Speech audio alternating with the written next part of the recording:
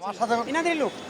আমার লোক আমি আমার কোর্স ইনাদের লোক আমি নিজে দেখছি আপনার টাকা দিছে ইনার কাছ থেকে টাকা নিছে আমি পিছন থেকে ভিডিও করে রাখছি এবার আমারটা আমি জানি দেখছি আপনি দিয়ে এখান থেকে আপনি ঢুকাইলেন যখন ইনি টিকিট ছাড়া আপনি উল্টা আমি ঢুকাইছি। আপনি উল্টা কথা বলবেন না ওখানে এখান থেকে যখন ঢুকাইছেন আমার সামনে টাকা দিছে আপনাকে ওই ছেলে আপনি ফাউল কথা বলবেন না একদম ফাউল আমি কোনো ফাউল কথা বলি না আপনি টাকা নিয়ে ওনাদেরকে ঢুকাইছেন উইদাউট টিকিট আপনি আমি কেন বলবো না উইদাউট টিকিট এতগুলো প্যাসেঞ্জার ঢুকলো কিভাবে কা উইদাউট টিকিট ঢুকলো কিভাবে তোমার সাথে আমি কথা বলছি কোনো ওই ওই ছেলে আমি কথা বলছি। উইদাউট টিকিট ঢুকলো কিভাবে এতগুলো প্যাসেঞ্জার এখানে পারমিশন উইদাউট পারমিশন এখানে কারো বাবা শোনেন আমি পাবলিক এখানে ঢুকতে পারবে না আপনাদের ওই যে ওই ভাই ছিল আমি উনি আটকানির পরে আরে আমি- আপনি এদিক দিয়ে পার আরে আমি আমার সাথে কথা বলেন ওই জায়গায় শোনো মিথ্যা কথা বলো না শুনে আপনাদের পারমিশন ছাড়া এখানে শোনেন, কারো বাবার ক্ষমতা নাই ঢুকতে মিথ্যা কথা বলো না আমি কেউ পারবে না, আমি বলেছিলাম না স্যার আজকে টিকিট স্টেশনে পাচ্ছে না। আওয়ার পরে টিকিট পাই নাই স্ট্যান্ডিং টিকিটও পাই নাই পরে ওই লুকি এন থেকে দাঁড়ায় ছিল আমার কইছে বাইক কোথায় যাবেন আমি বলছি ভাই আমি তো মাইমেসিং যাবো কোথাও মাইমেসিংয়ের টিকিট নাই তো মোহনগঞ্জের 3টা টিকিট আছে তাহলে আপনি নিতে পারেন আমি ভাবলাম যে আমার স্ত্রী হ্যাঁ ব্ল্যাকে আমার স্ত্রী যখন বমি করে আর 2 বছরের শিশু বাচ্চা আছে তাহলে আমি কইতে আমার দরকার তাহলে একটু ব্যবস্থা করে দিলে ভালো হয়। তাইলে আমি 2000 টাকা দিছি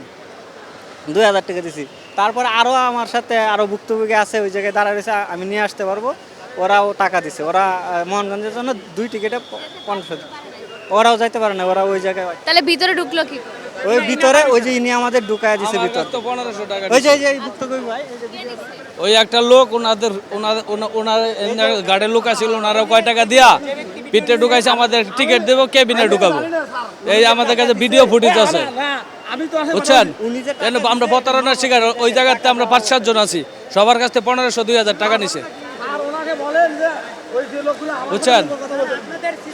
ওনার সাথেও কথা বলছে ওনারা টাকা দিয়ে তারপরে নিছে ভিতরে আমাদের আপনাদের কি টিকিট ছিল টিকিট ছিল আপনাদের তো টিকিট ছাড়া কেন আসছেন মানে বাচ্চা ছোট বাচ্চা আর বাচ্চার মা হইছে বমি করে সময় প্ল্যাটফর্ম থেকে টিকিট দেয় না স্ট্যান্ড টিকিট দেয় না আসছিলাম স্ট্যান্ডিং টিকিট ছিল না যার কারণে পরে আমারে উনি ডাইকা নিছে যে লোকে টাকা নিছে উনি আমারে বলছে ভাই এদিকে আসেন কোথায় যাবেন আমি তার নাম মোবাইল নাম্বার আপনি জানেন তাকে চেনেন না ওনার খালি ভিডিও ফুটেজটা আছে উনি স্টাফের আমি আমি আমি বলি আমাদের রেলওয়েতে একটা স্লোগান আছে টিকিট যার ভ্রমণ তার আপনার নিজের মোবাইল এবং এনআইডি দিয়ে আপনি টিকিট সংগ্রহ করবেন তারপর আপনি স্টেশনে আসবেন এবং ট্রেনে ভ্রমণ করবেন এছাড়া রেলওয়ে কাউন্টার রেলওয়ে অ্যাপস এবং ওয়েবসাইট ছাড়া টিকিট কেনা আইনত অপরাধ এখন স্টেশন এলাকায় বহু মানে মানে কি বলবো এটা প্রতারক চক্র থাকতে পারে তারা আপনার সাথে প্রতারণা করার চেষ্টা করবে কিন্তু আপনাকে এই ব্যাপারে সচেতন থাকতে হবে যে আমি রেলওয়ে কাউন্টার রেলওয়ে অ্যাপস এবং ওয়েবসাইট ছাড়া আমি টিকিট নিব না এটা আপনি একজন নাগরিক হিসাবে এটা কিন্তু আপনার দায়িত্ব ঠিক আছে একটা ছোট্ট প্রশ্ন আছে আপনাদের যে ওখানে সিকিউরিটি সিস্টেম উইদাউট টিকিট কাউকে ভিতরে পারমিট নেই হ্যাঁ কিন্তু এখানে 8 জন ব্যক্তি সেটা কি করে প্রবেশ করলো আমার সেটাই প্রশ্ন যে আপনারা কার মাধ্যমে কিভাবে এখানে সহযোগিতায় ঢুকলেন ওই যে ওই এটা ব্যক্তি- আমি আপনাকে প্রশ্ন করছি ওই যে ব্যক্তি আপনি টাকা কার নিছে, সহযোগিতায় ঢুকলেন ওই আমাকে ব্যক্তি টাকা বলেন নিয়ে গার্ডকে টাকা দিছে উনি বলছে আমি টিটি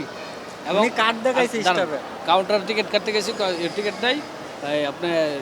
দেখেন বাইরে যে টিকিট টিটি থাকে ওনার সাথে যোগাযোগ করেন